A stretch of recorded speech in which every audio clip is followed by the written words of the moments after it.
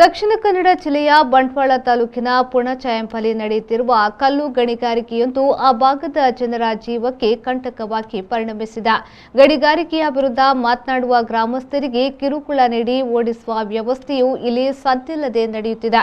ಗಣಿಗಾರಿಕೆಯನ್ನ ನಿಲ್ಲಿಸುವಂತೆ ಅಧಿಕಾರಿಗಳಿಗೆ ಜನಪ್ರತಿನಿಧಿಗಳಿಗೆ ಹಲವು ಮನವಿಯನ್ನ ನೀಡಿದ್ರೂ ಗಣಿಗಾರಿಕೆ ಮಾತ್ರ ಎಗ್ಗಿಲ್ಲದೆ ನಡೆಯುತ್ತಿದ್ದು, ಸ್ಥಳೀಯರ ವಿರೋಧದ ನಡುವೆಯೂ ಗ್ರಾಮ ಪಂಚಾಯತ್ ಆಡಳಿತ ಮಾತ್ರ ಇದಕ್ಕೆ ಪೂರ್ಣ ಬೆಂಬಲವನ್ನ ನೀಡುತ್ತಿದೆ. ದಕ್ಷಿಣ ಕನ್ನಡ ಜಿಲ್ಲೆಯ ಬಂಟ್ವಾಳ ತಾಲೂಕಿನ ಪುಣಚ ಗ್ರಾಮ ಪಂಚಾಯತ್ ವ್ಯಾಪ್ತಿಯ ಎರ್ಮೆತೊಟ್ಟಿಯಂಪಲ್ಲಿ ನಡೆಯುತ್ತಿರುವ ಕಲ್ಲು ಗಣಿಗಾರಿಕೆ ಸ್ಥಳೀಯ ಜನರ ಭಾರೀ ವಿರೋಧಕ್ಕೆ ಕಾರಣವಾಗಿದೆ. ಕಳೆದ 13 ವರ್ಷಗಳಿಂದ ನಡೆಯುತ್ತಿರುವ ಈ ಕಲ್ಲು ಗಣಿಗಾರಿಕೆಯನ್ನ ಕೇರಳ ಮೂಲದ ವ್ಯಕ್ತಿಯೋರ್ವರು ನಡೆಸಿಕೊಂಡು ಬರುತ್ತಿದ್ದು, ಇಲ್ಲಿ ಸಿದ್ಧಗೊಳ್ಳುವ ಕಲ್ಲುಗಳನ್ನು ಕೇರಳಕ್ಕೆ ನಿರಂತರವಾಗಿ ಸಾಗಿಸಲಾಗುತ್ತಿದೆ.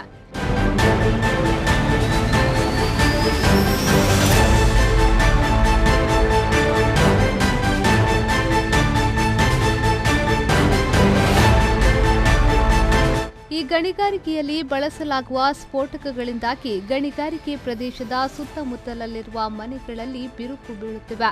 ಕೆಲವು ಮನೆಗಳು ಕುಸಿದು ಬೀಳುವ ಸ್ಥಿತಿಗೆ ತಲುಪಿದ್ದು, ಇದೀಗ ಈ ಮನೆಗಳ ದುರಸ್ತಿ ಕಾರ್ಯವನ್ನ ಬಡ ಕುಟುಂಬಗಳು ಸಾಲ ಮಾಡಿ ಮಾಡಬೇಕಾದ ಪರಿಸ್ಥಿತಿಯಲ್ಲಿದೆ.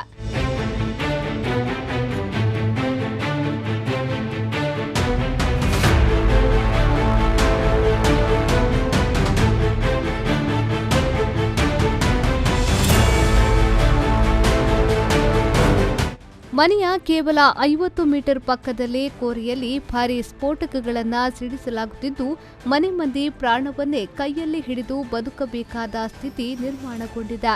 ಅಲ್ಲದೆ ಪಕ್ಕದಲ್ಲೇ ಅಂಗನವಾಡಿ ಕೇಂದ್ರವೂ ಇದ್ದು, ಸ್ಫೋಟದ ಸಂದರ್ಭದಲ್ಲೇ ಕಲ್ಲುಗಳ ತುಂಡುಗಳು ಕೃಷಿ ಭೂಮಿ ಮತ್ತು ರಸ್ತೆಗೆ ಎಸೆಯಲ್ಪಡುತ್ತಿದ್ದು, ಯಾವಾಗ ಯಾರ ಮೇಲೆ ಕಲ್ಲುಗಳು ಬೀಳುತ್ತದೋ ಎನ್ನುವ ಆತಂಕವೂ ಮನೆ ಮಾಡಿದೆ.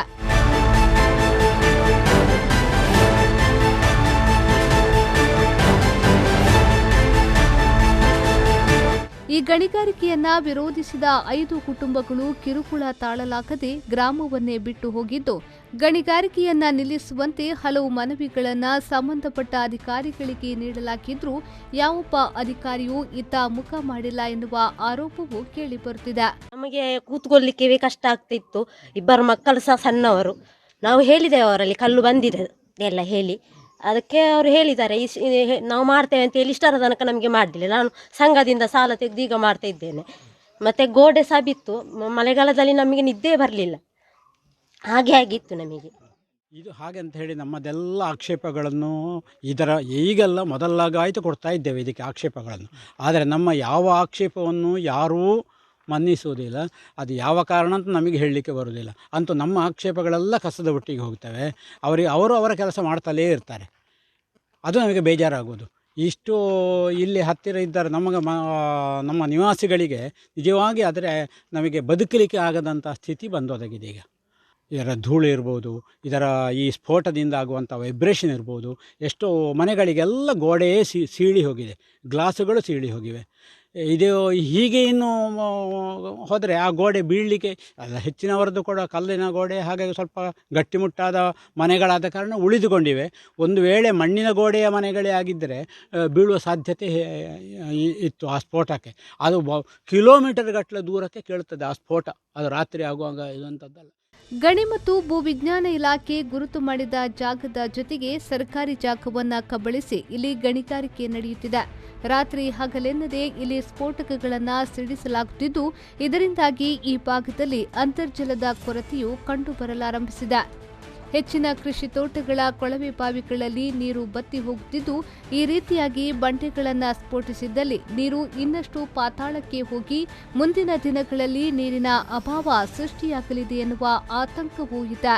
ಈ ಕೋರೆ ಮಾಲ್ತು ಬೆಟ್ಟಿಗೆ ಪುಡಾದ ಭೂಮಿ ಮೇಲ್ತ ನೀರು ಪೂರ ಅಡಿಕೆ ಹೋಪುಂಡು ಪಂಟ ಬುಕ್ಕ ಐನ ಧೂಳು ನರಮನ್ಯಾಗ ದಿಂಜ ಅಪಾಯ ಉಂಡು ಪಂಟ ಏತೋ ದೂರ ಹೋಪುಂಡು ಐನ ಧೂಳು ಐನ ನಮ್ಮ ಮಾಂತ ಆ ಕೋರೆನು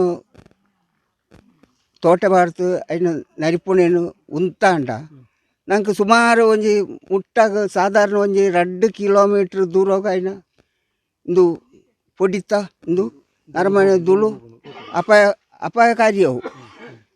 ಬುಕ್ಕ ನೀರಿಗೆ ದಿಂಜ ಬರಗಲಾಪುಂಡು ಪಂಟ ಅವು ಏತೋ ಅಡಿಡ್ತು ಕಲ್ಲು ಪುಡಾನ ಭೂಮಿ ಕೂಡ ಅಡಿಕೆ ತಾನ ಮಿತ್ತು ಬರ್ಪುಣ ಅಂದಾಜಿದ್ದಿ ಐಕೊಡೋದು ನಾವು ಮಾಂತಿರಲ್ಲ ಇನ್ನು ಉಂತಾದು ನಮ್ಗೆ ಆ ದೂಲ್ಲ ಅಮ್ಮ ಸರ್ರೋಗ ತಿಕ್ಕಂತ ಲೆಕ್ಕ ಐದು ರಚನೆ ಮಾಡ್ಕೊಡು ಏನೋ ಮನವಿದೆ.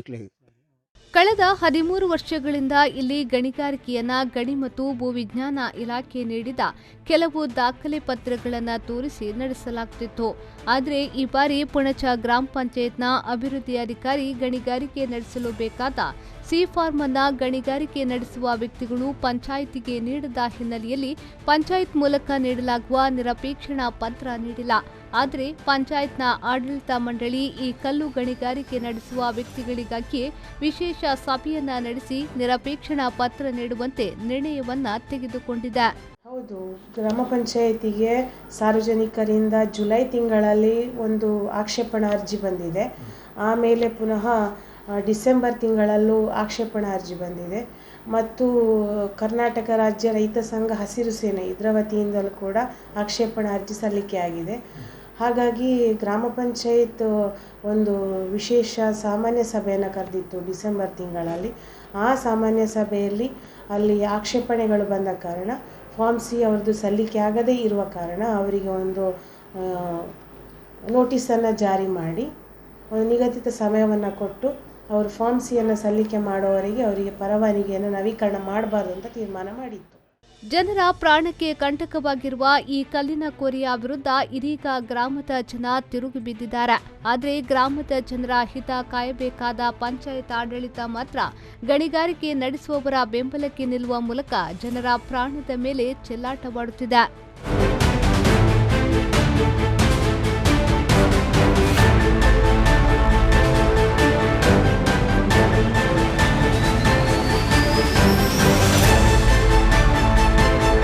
ಅನೀಶ್, ವಿ4 ನ್ಯೂಸ್, ಪುತ್ತೂರು.